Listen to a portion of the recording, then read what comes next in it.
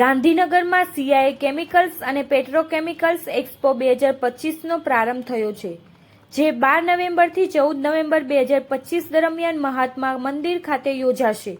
આ એક્સપો ભારત સરકારના સમર્થનથી global chemical value ચેઇનમાં ભારતનું નેતૃત્વ અને તકો દર્શાવશે. ભારત હવે માત્ર મોટા નિકાસકાર નહીં, પરંતુ high value technology incentive chemical ચેઇનમાં ભાગીદાર બનવા તૈયાર છે. શ્રી આર મુકુંદજીએ સ્પર્ધાત્મક ભવિષ્ય માટે તૈયાર કાર્યબળ, એઆઈ અને ડિજિટલાઇઝેશન અપનાવવા અને ગુણવત્તા પર ધ્યાન આપવા માટે 4 મુદ્દાનું સૂચન કર્યું છે. શ્રી પ્રેમરાજ કશ્યપજીએ ગુજરાતને કેમિકલ અને પેટ્રોકેમિકલ ગેટવે ઓફ ઇન્ડિયા ગણાવ્યું છે. એક્સપોમાં રિલાયન્સ, ટાટા કેમિકલ્સ, ઓએનજીસી સહિત અનેક મોટી કંપનીઓ ભાગ લઈ રહી છે.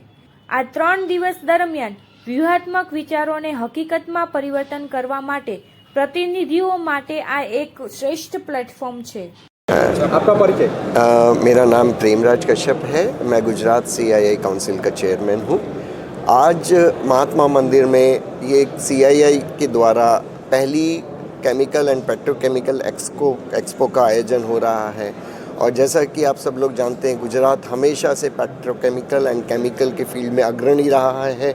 और इस एग्जीबिशन के माध्यम से हम केमिकल और पेट्रोकेमिकल सेक्टर में जो नई डेवलपमेंट हो रहे हैं, नई जो इम्प्रूवमेंट हो रहे हैं, उसको लोगों तक पहुंचाने की कोशिश कर रहे हैं, ताकि हमारा जो केमिकल और पेट्रोकेमिकल सेक्टर है उसका विस्तार हो.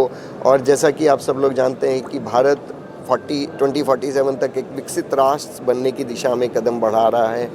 तो गुजरात की जो ये लीड है और जो ये प्रगति है केमिकल इंडस्ट्रीज़ और पेट्रोकेमिकल इंडस्ट्रीज़ के माध्यम से, ये हमारी इस प्रगति में, हमारे इस उद्देश्य में सहायक बने, ऐसा उद्देश्य है हमारा. 3 दिन कौन से टॉपिक पे डिस्कशन? ये 3 दिन जो केमिकल इंडस्ट्रीज़ में जो नए एडवांसमेंट हो रहे हैं, टेक्नोलॉजिकल एडवांसमेंट है, ऑटोमेशन है, AI का उपयोग बढ़ रहा है, किस तरह से हम प्रोडक्शन बढ़ा सकते हैं, किस तरह से हम अपनी कॉम्पिटिटिवनेस, ताकि हमारा जो एक्सपोर्ट है वो बढ़ सके, और किस तरह से हम लोग अपनी क्वालिटी इम्प्रूव कर सकते हैं, इन सारे विषयों पर चर्चा होगी.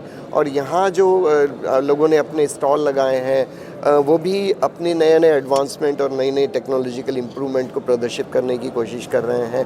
और मैं समझता हूँ कि ये एग्जीबिशन बहुत ही यूज़फुल रहेगी हमारी इंडस्ट्रीज़ को आगे ले जाने के लिए, और साथ ही साथ विकसित भारत की दिशा में कदम बढ़ाने के लिए. धन्यवाद. हम खड़े हैं, वहाँ रिलायंस, ONGC, GACL, GNFC ऐसी बड़ी बड़ी कंपनियाँ भाग ले रही है. और एग्जीबिशन का उद्देश्य ये है कि गुजरात है वो 60% केमिकल हब है इंडिया का. और गुजरात के लोग इंडस्ट्रीज़ में, फार्मास्यूटिकल इंडस्ट्रीज़ में कैसे आगे आए, क्योंकि वो दक्षिण में फार्मास्यूटिकल ज़्यादा है, तो इधर भी फार्मास्यूटिकल का क्यों नहीं आ सकते. और इंफ्रास्ट्रक्चर गुजरात का ऐसा है कि पोर्ट कनेक्टिविटी अच्छी है, DMIC अच्छा है, रोड्स अच्छे हैं, केमिकल के लिए B2B एंड B2C बहुत बढ़िया है. और आज देखो तो 220 बिलियन का ग्लोबली मार्केट है इंडिया.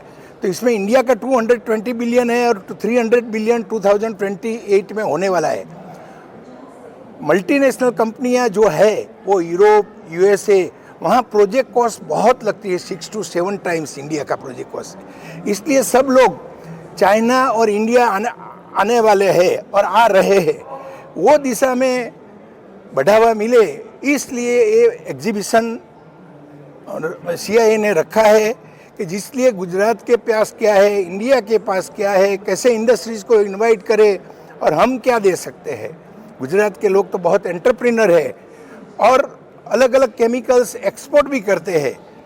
तो ये दिशा में बढ़ावा करने के लिए per capita consumption Gujarat India का GDP बहुत बढ़ रहा है, और उसमें 16% share of GDP is chemicals.